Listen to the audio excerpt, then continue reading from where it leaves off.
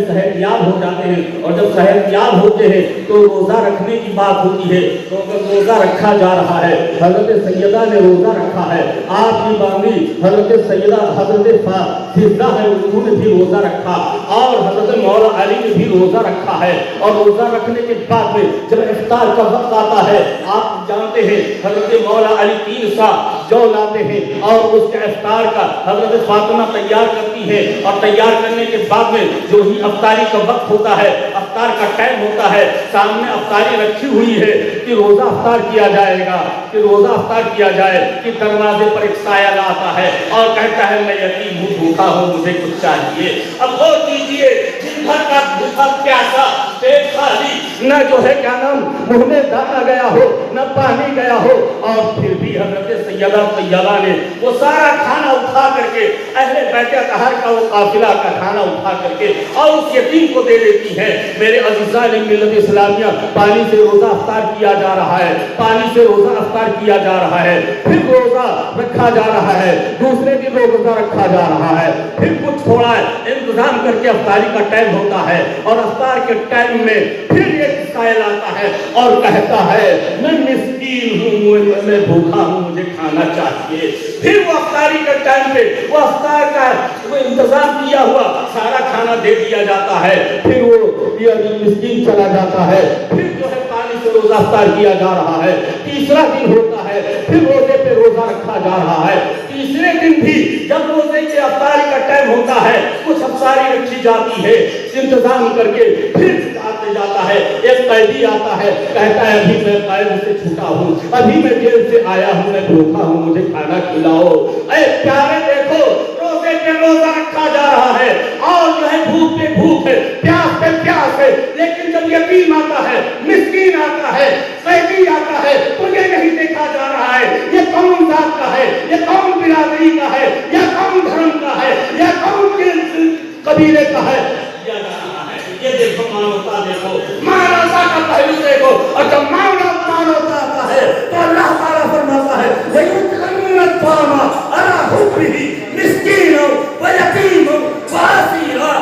اللہ پسند کرتا ہے یتیموں کو کھانا کھلانے والے کو، مسکین کو کھانا کھلانے کو، قیدی کھلانے والے کو، اور مجبور کو پانی پلانے والے کو مسکین کرتا ہے۔ آؤ سیرت پر عمل کرنے والوں، آؤ پنجتن پاک سے محبت کرنے والوں، آؤ سیدہ فاطمہ کے سرا کے اوپر، اور سیدہ فاطمہ کا مقام کا اندازہ لگانا چاہتے ہو، اس امت کے لیے کیا کیا نہ کیا ہے۔ آؤ دیکھیں تاریخ کے اندر اور آپ پڑھتے ہیں، اور دیکھیں حضرت میرے آقا سرور کائنات صلی اللہ علیہ وسلم جب حضرت سیدہ طیبہ طاہرہ کا جو ہے کیا نام نکاح کا وقت ہوتا ہے، میرے آقا نبی کریم صلی اللہ علیہ وسلم تشریف لاتے ہیں حضرت فاطمہ کے پاس، ارشاد فرماتے ہیں اے فاطمہ تو میں حضرت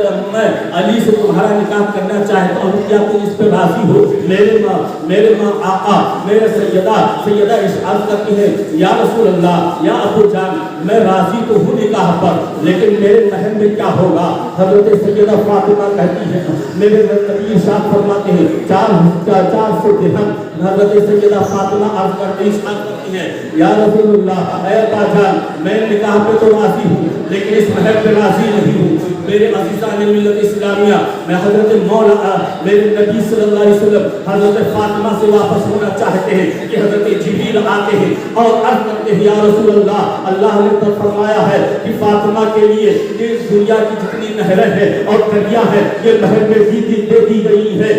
تو بتاؤ قبول کر لے۔ پھر میرے نبی واپس ہوتے ہیں، ارشاد فرماتے ہیں فاطمہ، رب نے تیرے مہر میں ایک دریا اور نہریں دنیا کی ساری دے دی ہے۔ حضرت فاطمہ عرض کرتی ہے یا رسول اللہ، یا ابو جان، میں نکاح پہ تو راضی ہوں لیکن اس مہر پہ راضی نہیں ہوں۔ میرے عزیزان ملت اسلامیہ، پھر میرے نبی پلٹتے ہیں، پھر جیسے پلٹتے ہیں حضرت جبریل حاضر ہوتے ہیں، عرض کرتے ہیں یا رسول اللہ، حضرت فاطمہ سے کہو راضی ہو جائیں۔ اللہ تعالیٰ نے دنیا کے جتنے پہاڑ ہیں، زمین کی جتنی کامیں ہیں، جتنی کائنات کی اشیاء ہیں، ساری کی ساری مہر میں دے دی گئی ہے۔ پھر میرے آقا صلی اللہ علیہ وسلم حضرت فاطمہ کے پاس جاتے ہیں، ارشاد فرماتے ہیں فاطمہ، رب نے یہ دے دیا ہے، تیرے مہر میں کیا تو راضی ہوتی ہے؟ فاطمہ کہتی ہے ہاں یا رسول اللہ، میں راضی تو نکاح پہ ہوں لیکن اس مہر پہ راضی نہیں ہوں۔ میرے عزیزان ملت اسلامیہ، پھر میرے نبی پلٹتے पलटते हैं और जैसे मेरे नबी पलटते हैं, मेरे नबी पलटते हैं, हज़रत जिब्रील हाजिर होते हैं,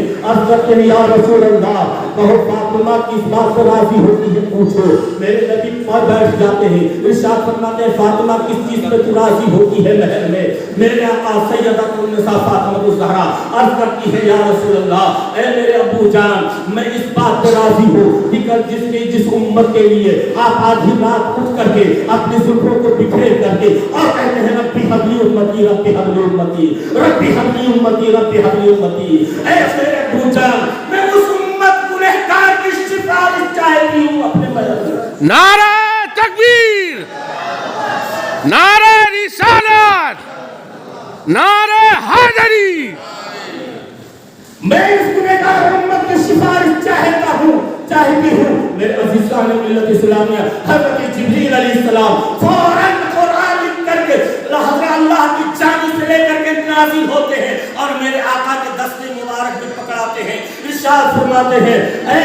अर्ज़ करते हैं या रसूल अल्लाह, अल्लाह ने भेजा है, ये कुरान भेजा है और कल मैदान महशर में जो है हज़रत फातिमा जिसकी सिफारिश करेगी, जिसकी सिफारिश करेगी उसको बख्शा जाएगा। मेरे नबी ने फरमाया है फातिमा के माने है आग से बचाने वाली, फातिमा के माने है आग से बचाने वाली। फातिमा से जो मोहब्बत करेगा उसको बचाएगी, जो उसकी औलाद से मोहब्बत करेगा उसको बचाएगी। और मिनहाजुल उम्मत की किताब में है कि ना हज़रत फातिमा कल मैदान महशर में इस शान से आएंगी, किस शान से आएंगी? हुक्म होगा ऐ महशर वालों अपनी आंखों को नीची करो। हज़रत फातिमा आएंगी कि जो है मेरे रसूल का मामा आपके सर पर होगा, हज़रत इमाम हुसैन का खून आलूदा कुर्ता हज़रत फातिमा के कंधे पर होगा और हज़रत अब्बास का कलम किया हुआ बाजू हज़रत फातिमा ज़हरा के एक हाथ में होगा और हज़रत सकीना का हाथ हज़रत सैयदा के हाथ में होगा और महशर में आएंगी और इन चीजों को रख करके अल्लाह की बारगाह में हाथ उठा देंगी, मौला